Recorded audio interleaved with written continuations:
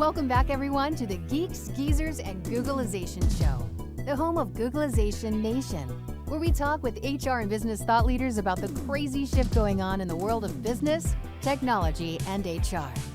Here's your host, Ira Wolf, and co-host, Joyce Joya.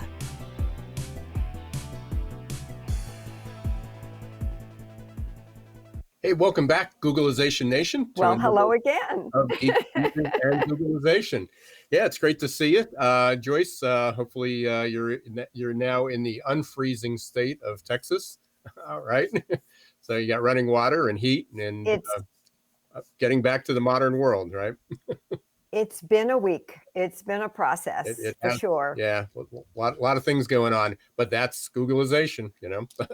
It's VUCA, really, more than that. Yes, it is definitely VUCA. Complex and ambiguous, but it's good to see you. It's good, and it's good for everyone to be here. We got a great show today. We've got Al Cini, and we're going to be talking about people and brand alignment.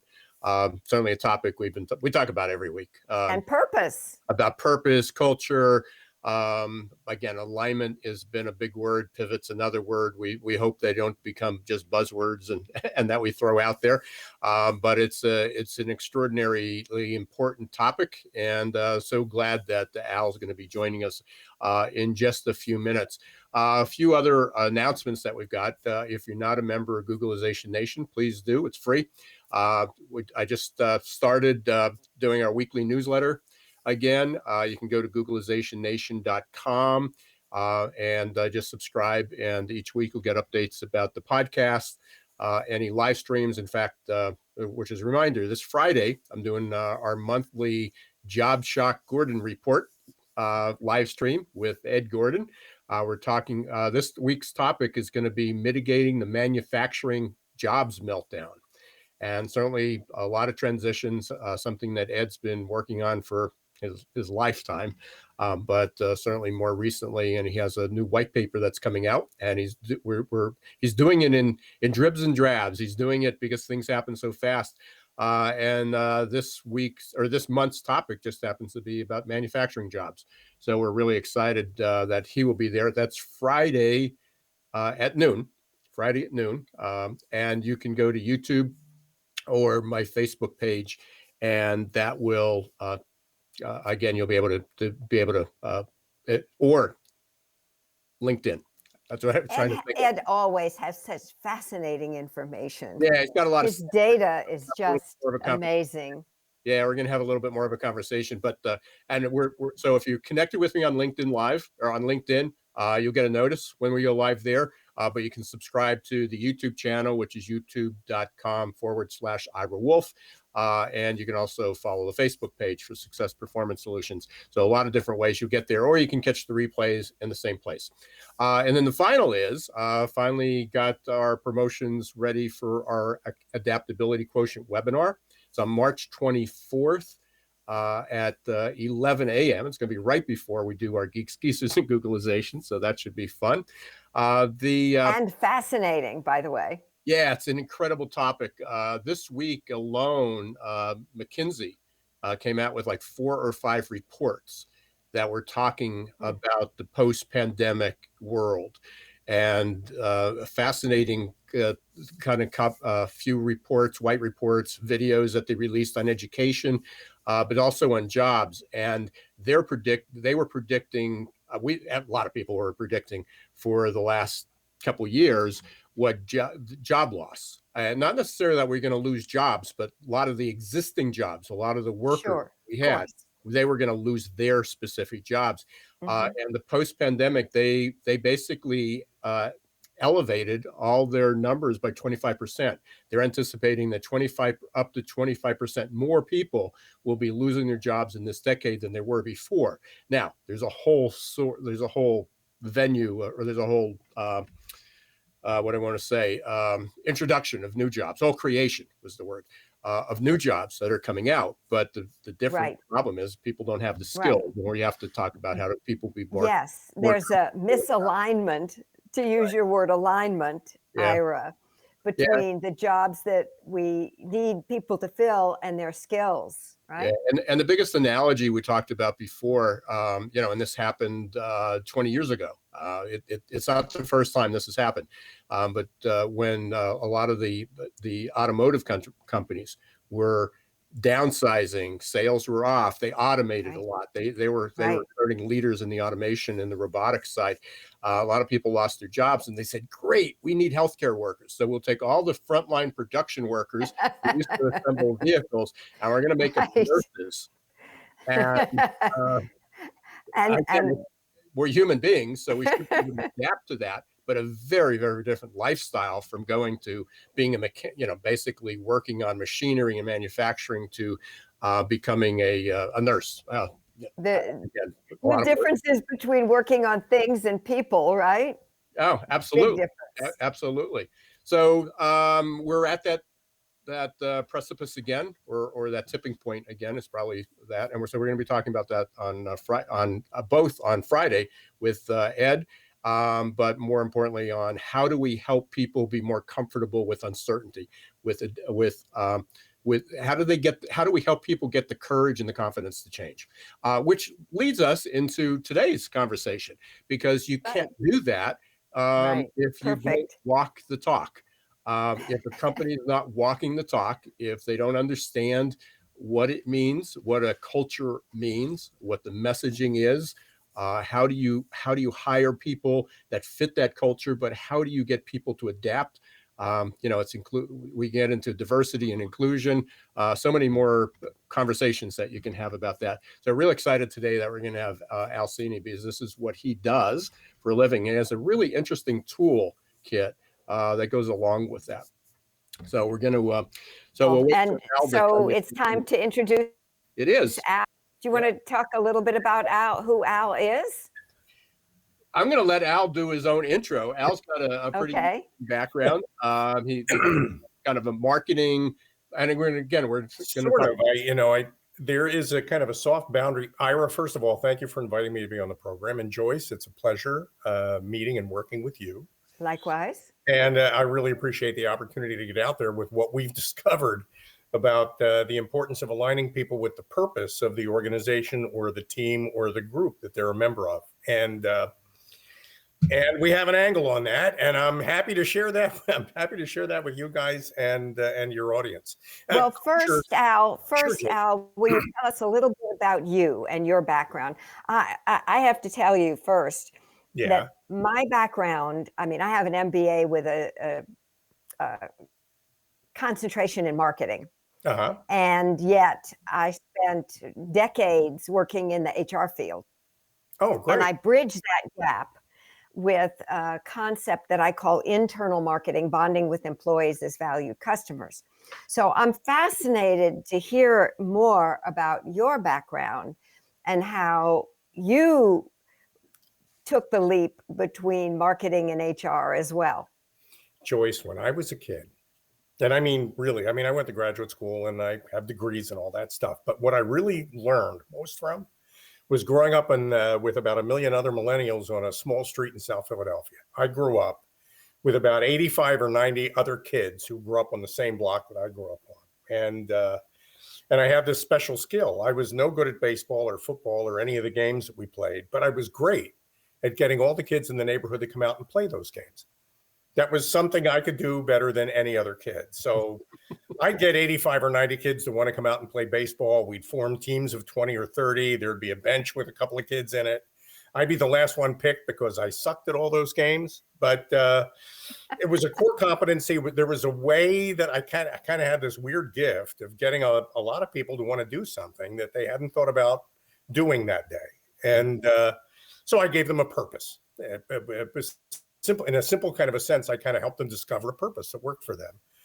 And then fast forward this, I worked as a project manager at NBC Universal, and part of what I did was audience research. And if you think about audience research, it's a broadcast. I don't know if you remember must-see TV in the 90s. Yes. There was a formula for that. NBC was really good at it. And their question was, how do we get 25 or 30 million people between the ages of 18 and 45 to show up in front of their television sets on a Thursday night at 8 o'clock? And they had a formula for that. And what I'm discovering really is that the trick to motivating people has very little to do with telling them what to do and more to do with showing them a fun thing to do and then inviting them to kind of join in. So culture, which is something most people Agree with you. and most people talk about culture is kind of like the weather. Culture actually is something you do. It's some actual steps you take.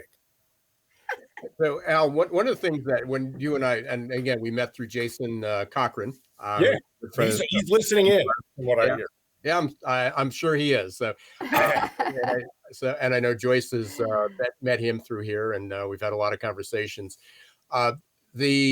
One of the things that fascinated me when you and I first talked, and when I learned a little bit more about your BCAT, about this model, was that you talk about a role model. You talk about that. We all hear we need role models to follow. Whether it's an athlete or whether it's your parent or a mentor or a teacher, whatever it is. But you basically say the company should be, the culture should be a role model. Am I correct? The culture of any, what we found in our research, Ira, and I'm really glad you asked it exactly that way. What we found in our research is that when you get a team of, or a group or association of people that are combined or united by a common purpose, and they're all focused on that purpose, they're all involved and engaged in that purpose, a role model emerges from all that. There is a virtual imaginary person that represents that team or group or company's best self, living its best day, keeping all of its promises and achieving all of its goals. When you start with this question, and this is such a powerful question, we're giving it away. It's the most amazing question anybody ever asked. Take everybody on your team or everybody in your company and ask them all this question. Think about the whole company as though it were a single person, somebody that you could meet at a party. Think about all of us, everything we do, all the gifts we have, all the wonderful things we do. Think about all of us as though we were a single person doing our best work on our best day to keep all of our promises and achieve all of our goals. After you get that picture in your head, describe that person. What would that person be like? Would they be outgoing? Would they be introverted? Would they be brainy? Would they be sociable? In organizations that are aligned with their purpose, you get back from everybody the same description. In organizations that are struggling, you get back from everybody a different description, usually a description of themselves. So alignment for us is alignment with a role model that represents the ideal, our personification when we're really connected with our purpose, when we're really delivering the goods. And to your point, Joyce, the way we describe that person is internal marketing, how we all see that person. And when that person steps out in the world and communicates, that's external marketing. That's who we are. That's what the outside world sees.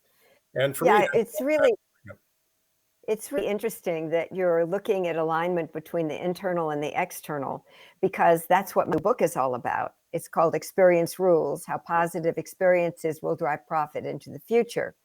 And it forecasts the rise of the CEXO, who will be responsible for the alignment of all of the branding, messaging, and advocacy, all the stakeholder groups, not just customers and employees, which is what you're talking about, but all of the different stakeholder groups. Everybody. So, the math for us is customer experience and employee experience are the same thing.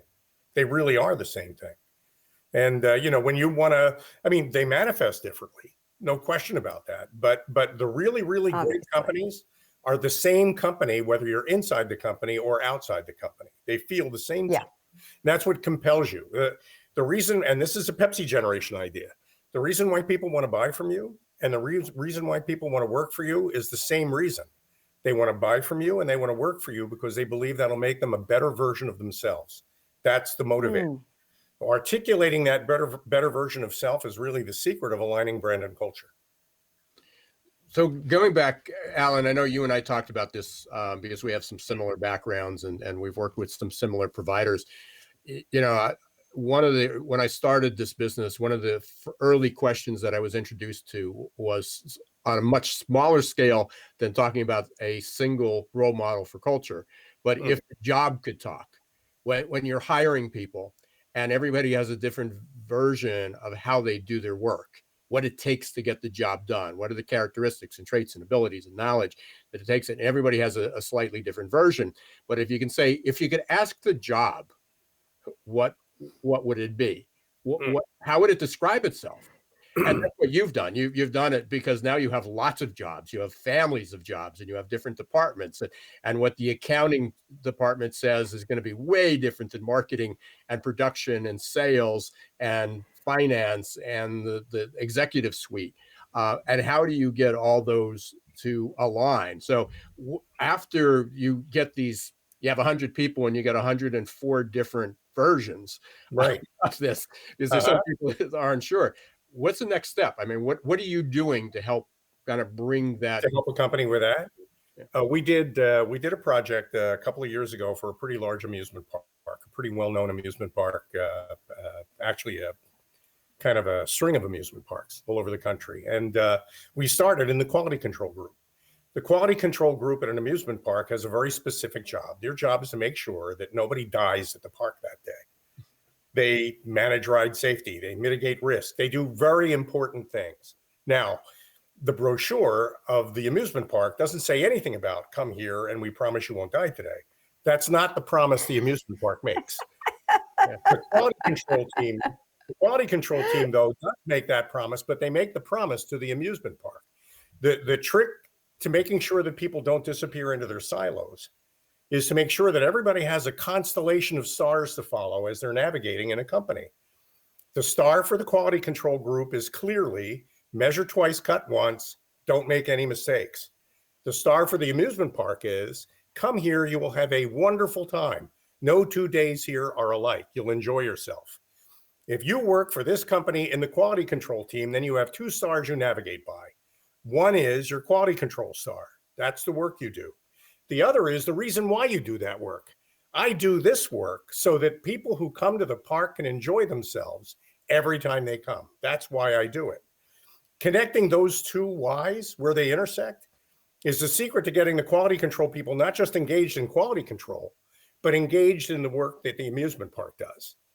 And what I enjoyed about that is at the end of that effort, 5 or 6 of 12 people in the risk mitigation team volunteered during the season to go out onto the field, leave their little cubicles, go out onto the field and interview attendees at the park to collect from them their experiences and what it was like to be there that day.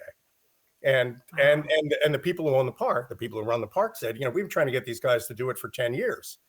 But the problem is you can't get them to do it, but you can inspire them to do it.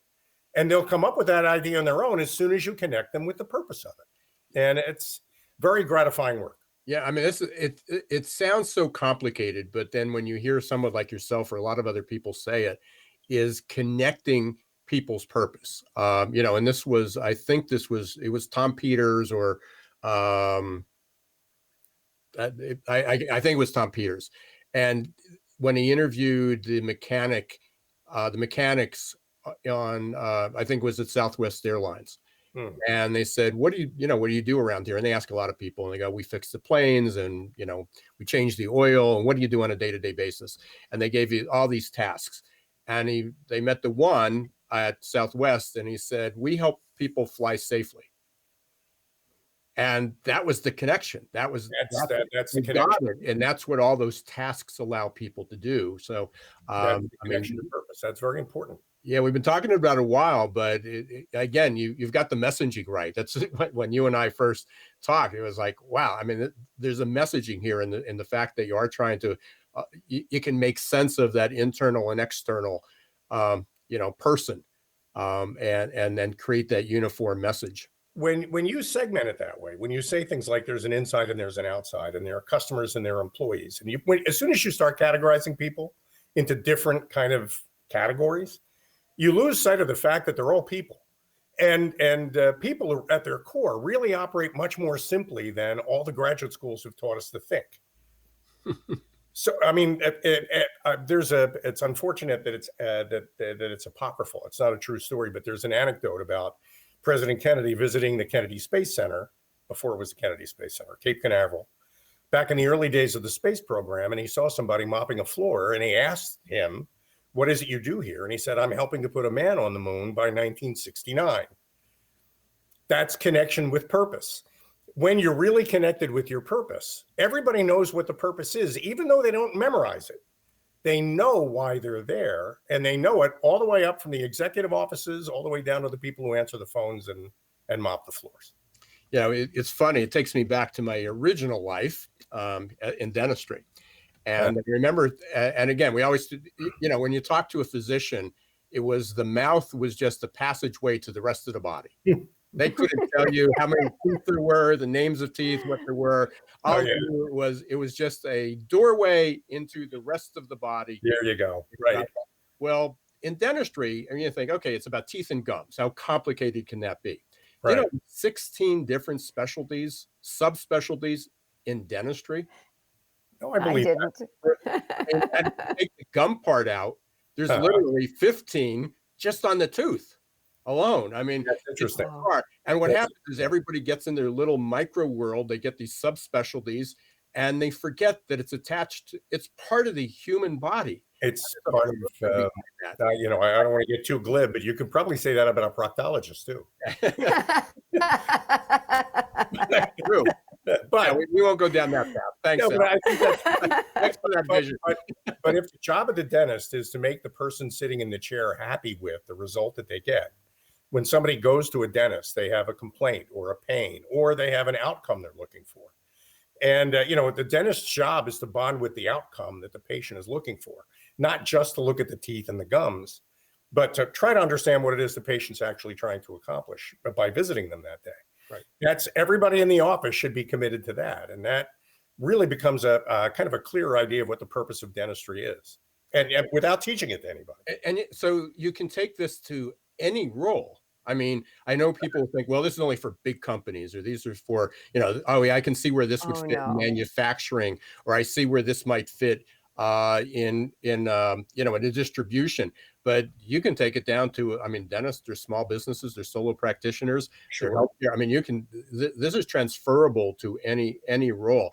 I know any kind of business, even small retail businesses or restaurants or anything. Don't forget not-for-profits, because not-for-profits to a large extent actually need this more than for-profit companies do. Remembering why the organization was created in the first place. What were we put here for? All that gets buried under accounting, payroll. There are so many day-to-day things that will cause you to lose sight of why you were put here. And reconnecting with that is the power to get. If you want people to stop saying they hate their jobs, you got to get them to fall in love with them again. And falling in love with your work is what this is all about. And for all our HR friends, and he was just a guest 3 weeks ago, a lot of time goes pretty fast. But Kevin Grossman from the Talent Board, basically HR is focused on and especially the Talent Board is focused on improving the candidate experience. How do we hire the right people, which gets them into the culture, but how do we do all that? And he clearly, his clear message is, no, there is not a single candidate on the planet that cares about your HR technology. They want to know how to learn about your company and get a job. They don't care about the technology. What HR talks about is all the technology.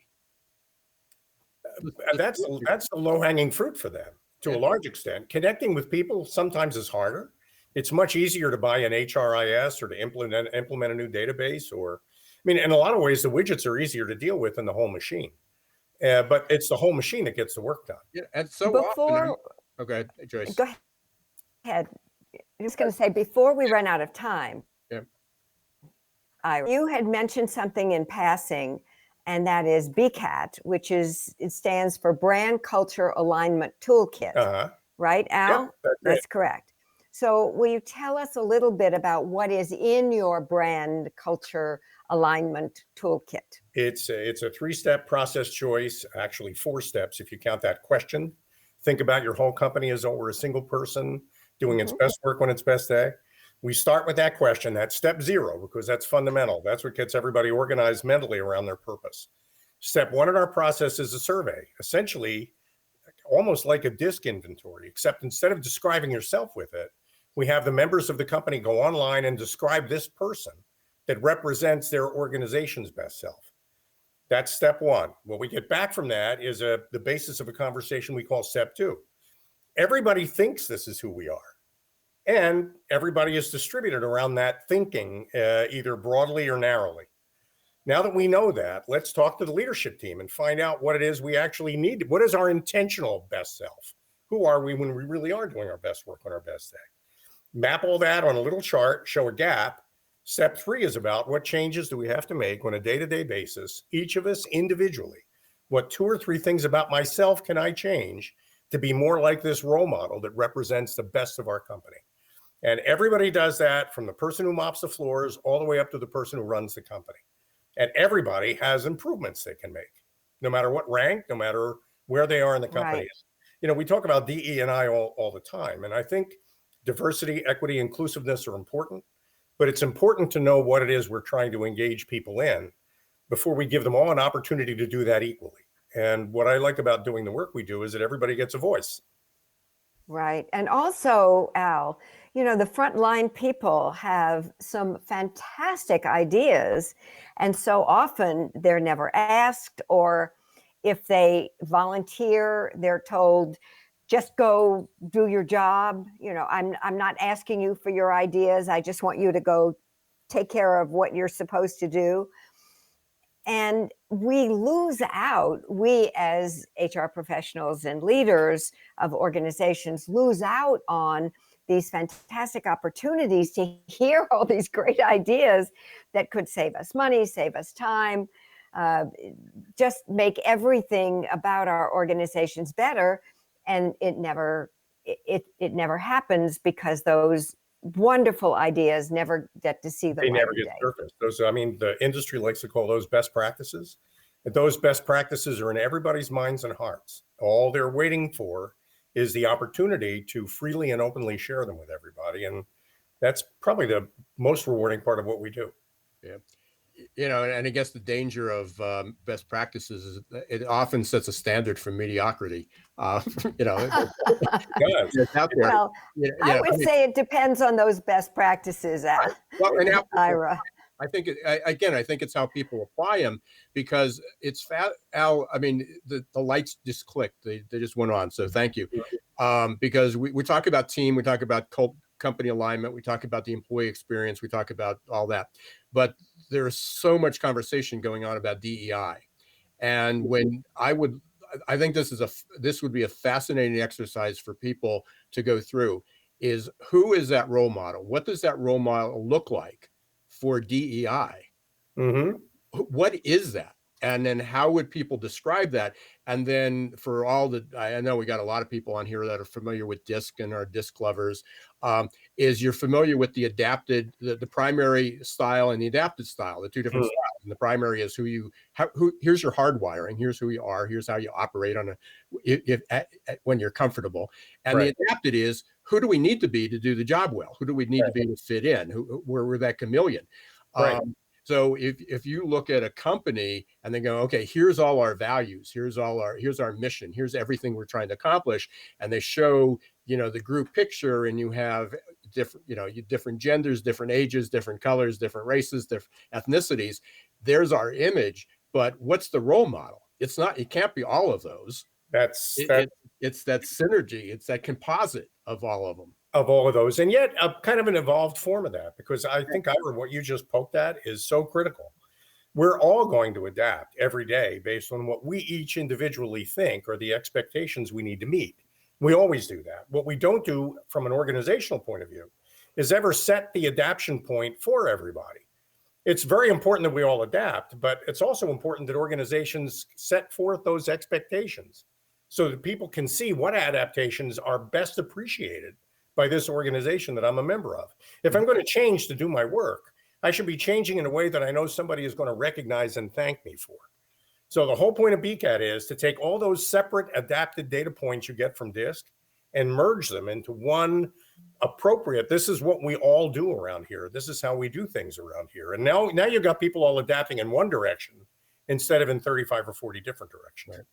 Right. Amazing. And we can go on forever. We're literally just took a very micro step on this journey. And I know this will be a long journey with you, Al. and I appreciate the opportunity. And so I thank you for stopping by and sharing that with everybody. How can people get a hold of you? How can they learn more about BCAT? The easiest way to reach me is by email, al.cini, al.cini @getbcat.com. Also have a website at getbcat.com, and we have a toll-free number, 855-999-BCAT. Okay. And we'll make sure that's all in the notes and when we write this up and get this out there, and we'll update the website as well. Al, it's a pleasure. I did want to have mine, Ira. I did want to have Spanish eyes rolling in the background, but we'll have to get you a signed copy. Thank you so much for being here for us. Thanks, Ira. Thanks, Joyce. Nice meeting you. Nice working with you both. You too. Take care. Likewise.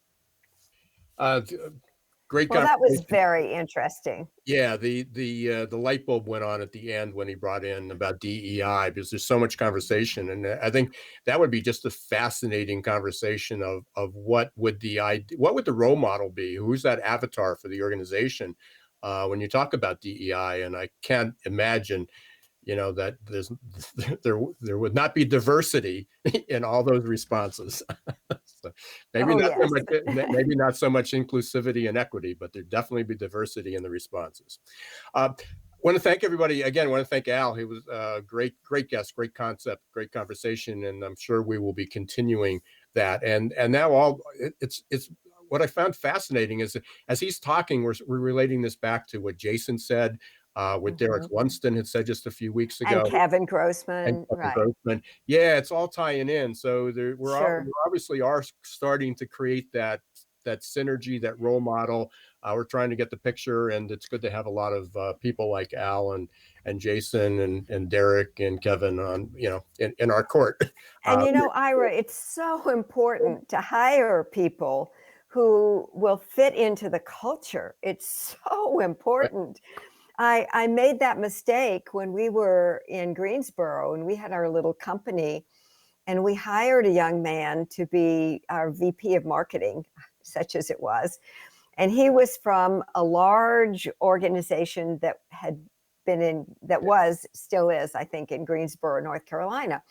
And what I did not realize, which I came to understand, is that once a person is accustomed to a large company culture, it's a very different thing from a small company culture. I talk about that all the time. When one of the things that we measure is people who are either mavericks, they're independents, or are they part of a team? And when a small company hires somebody from a large company, and they are one of the scales is reliance on a team. They may be used to saying, well, that's not my job. That was marketing. That was accounting. That's sales. That's manufacturing. That's production. That's support. And then all of a sudden you come in and go, yeah, you're all those hats. You are all of those things. There is no one to delegate this to.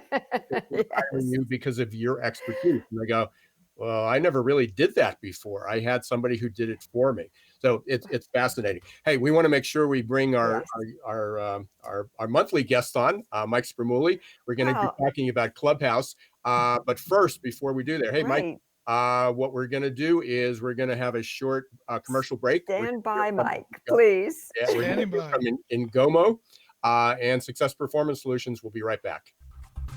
Imagine growing great employees and advancing emerging leaders with one small monthly investment.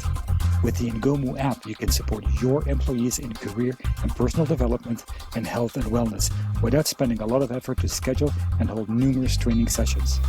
With the efficient app, your employees will have access to dozens of coaches in groups and one-on-ones for whatever topic they need or want to work on anytime, anywhere. Picture the positive impact on your team by having access to over 80 coaches. Learn more at ngomu.com today. For many people, the bridge to the new normal is too far, too difficult, too scary.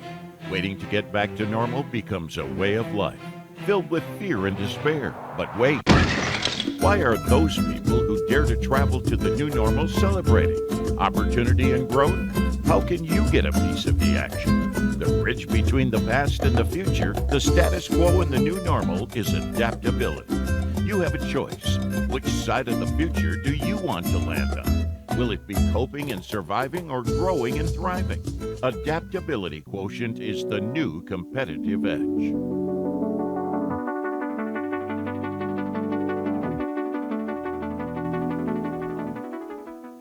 Hey, welcome back, everybody, to Geeks, Geezers, and Googleization. Hopefully you enjoyed the new commercial. Again, you saw at the end, please sign up for our webinar, our adaptability webinar. We will have Ross Thornley from AQAI. We're going to have Heidi Spirgy from Cornerstone On Demand. She's the Chief Strategy Officer, and adaptability is one of Cornerstone's themes this year. So we're really excited about having her. And we're looking at a couple other guests, two other panelists that will be joining us, and we'll be talking about adaptability. You can get that at bit.ly/AQ March 24. We'll put that in, we'll get that scrolling across the bottom. And we're going to be talking with Mike again about Clubhouse. Clubhouse is still going strong. If you're not a member of Clubhouse, you need to be invited. You need to be right now on an Apple device. So there are two limitations to that. It's when it goes live, it'll go to the other devices and be a little easier to get into. If you need an invite, find somebody who's already on it and have them invite you. And you can get on the waiting list by going to joinclubhouse.com.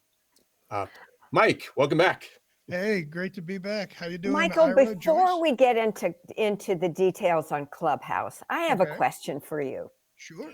Given that 80% of the installed base of phones, and actually it's more than 80% in the US, Mhm. are Android, not Right. iPhones, do you think it was a smart thing for Clubhouse to start with the Apple platform? Here are my thoughts, and I'm by no means an expert in this area. I think all apps tend to start on iPhone. Why that is, I have no idea.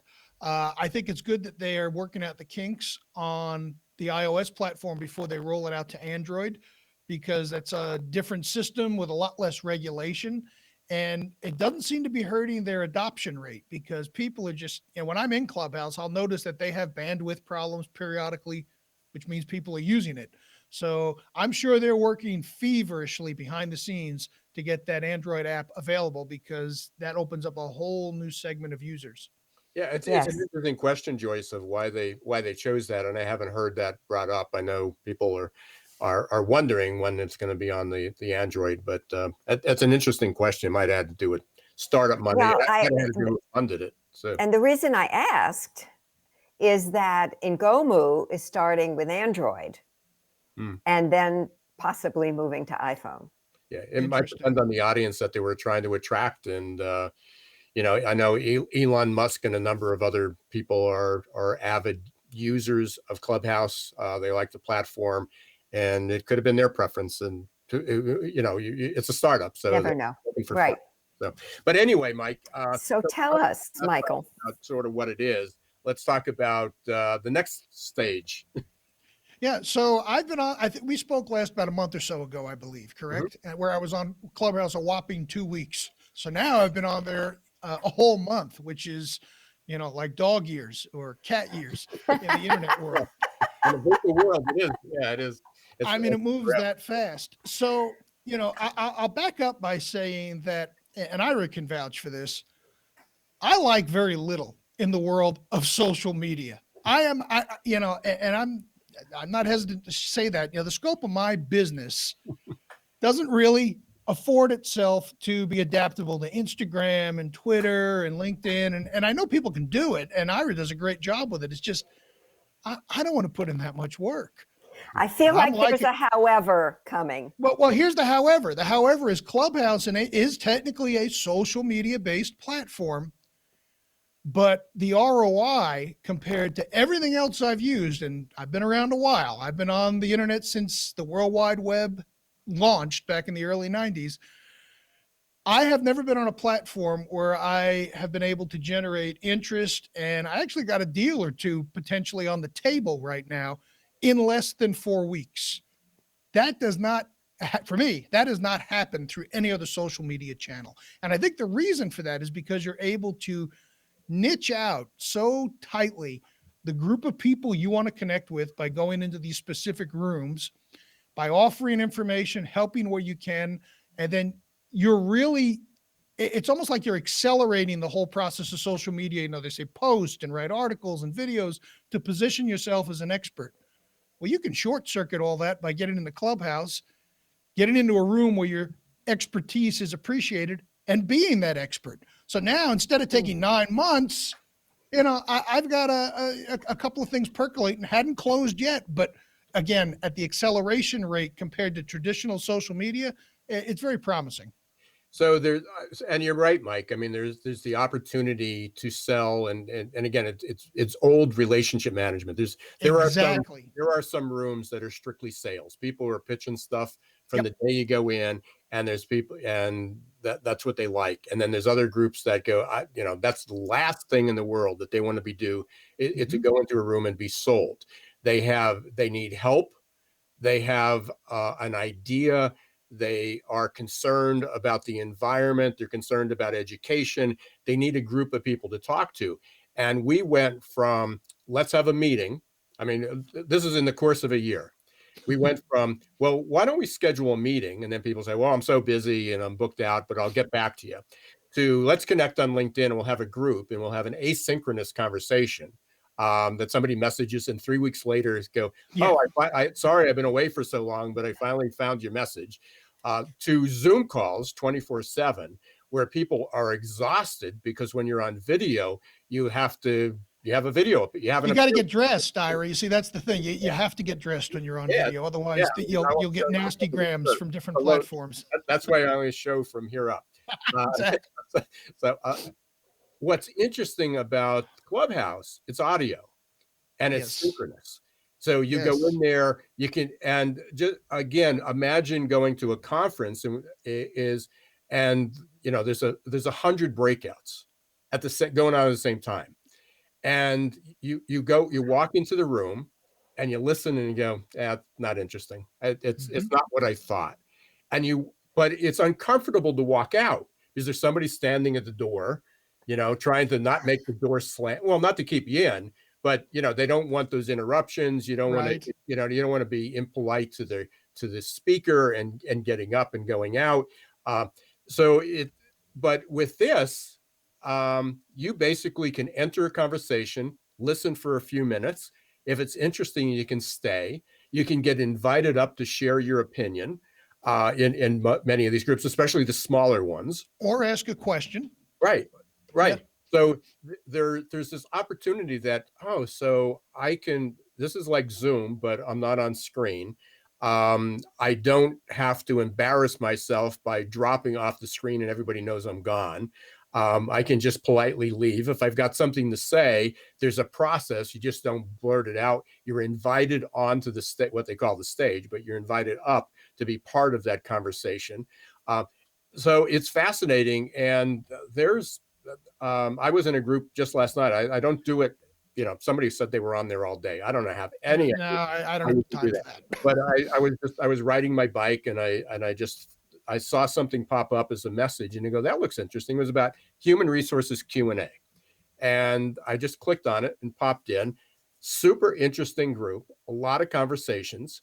And as part of that, I brought up something about, what was HR leadership going to be? I mean, everybody talks about, similar to what we were talking about with Al, what's that avatar look like? And everybody talks about, well, they should be this, they should be that. But what should it really be? What should HR leadership really be like? And I brought that up as a potential and they said, okay, you're in charge. So I actually, on Saturday at 2 p.m., I've got a room. And it's HR leadership post-pandemic. I'll have to be there. I'm not presenting. It's a conversation, an open conversation. Anybody interesting is, what should HR leadership look like? What should it be? How does it need to change? What's the opportunity in there post-pandemic? And, there may be 2 people in there. I may be talking to myself. There could be hundreds of people in there that can contribute to that conversation. And that's what it is. I'll be there with you. Okay. Yeah, now that I'm aware, I'll keep an I know, eye out well, for there's three of that us, so we gotta notification and continue pop this in. So there'll be at conversation. least 3. Yeah. So what else? I mean, we've got just a couple minutes here left, Mike. What else? What else can you share with us? What's some tips for people? Sure. So, one of the things that I first figured out, and I think I mentioned this the last time, was like, oh, I want to do a room. Don't even worry about doing a room. I haven't. I tried once. I had no following. I'm not interested in being a celebrity. Find rooms that are relevant to your interests, and it's not all about selling. I think I touched on this also the last time. There are groups on spirituality and health and exercise and recovery support. There's something for everyone. I've had much better luck with the smaller rooms. And what I mean by smaller rooms is rooms that have maybe 15, 20, 25 people, because you get to talk and you get to have a conversation like we're doing here. You go into one of these mega rooms, 6, 7, 800, 1,000 people, you may get some good information, and that may be what you're looking for, but you're not going to get an opportunity to really build those relationships. So I say, find your niche, start with the smaller rooms.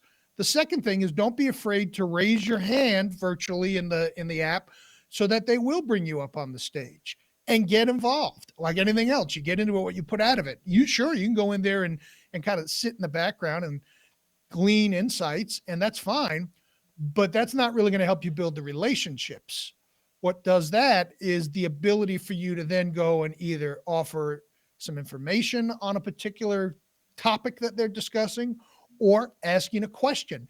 And I'm down to one room in a specific market that I'm in. I think it could be overwhelming for people to get in there and be all over the place. And once you find where you can start getting some traction, tune out all the other noise. And it's not to say that I'll never go to other rooms, but for now, it's working with this one room, and it's great because I'm a night owl, and this room doesn't come online until around 11 p.m. So it was like made for me. There's truly something for everyone. Yeah, that's right. And the other thing, just interesting last night, I mean, you get out of your bubble. So you have your, you're in your HR group, and even in the HR groups that we follow, and I'm in a bunch of them, there tends to end up being people who think similarly. They like that. And not that this can't turn into that, but last night there were 6, maybe there were 9 of us at one time on stage. And I would say 5 were from the US, but in completely different parts, in different roles and different jobs. We had somebody from Peru, somebody from Turkey, somebody from Japan, in the room, everybody experiencing the same problems. We had a shared interest, but very varied, geography, ethnicities, genders. And we were it was really incredibly represented. So it's fun. As always, we've blown through, 48 minutes here. Mike, I'm sure we're going to be continuing this conversation about Clubhouse, or some other tech things. I know you had a couple tech tips on the first one. So we have you the 4th Wednesday of each month. So hopefully is that when it is? I don't. I just get the email from Iris says, you on tomorrow? I say, yeah, okay, sure. So unless you're traveling and we get back to that world, we'll see you again. Let me just throw this out there. If anyone has a specific tech question that they want me to address in a future episode, feel free to email me, michael@spremulli.com. Very simple. It's my name. And Spremulli is spelled SPREMULLI, and it's in the show notes, and you can find it on LinkedIn. And if you email me that, then I could go ahead and have that addressed in a future episode. Yeah, Mike's the guy. If he doesn't know it, he'll find it. Yep. So again, thanks very much, Mike. Thanks for having me. Good to see you both as always, and we'll see you next month. Well, and you and I will be talking soon. So all right, thanks. Bye-bye. Thanks, everyone. Well, another very fast 50 minutes. Yeah, another one under our belt. So again, you've been listening to Geeks, Geezers, and Googlization. Thank you for being part of Googlization Nation. If you haven't officially subscribed, go to googlizationnation.com. It's free, and you'll get updates each week about the podcast.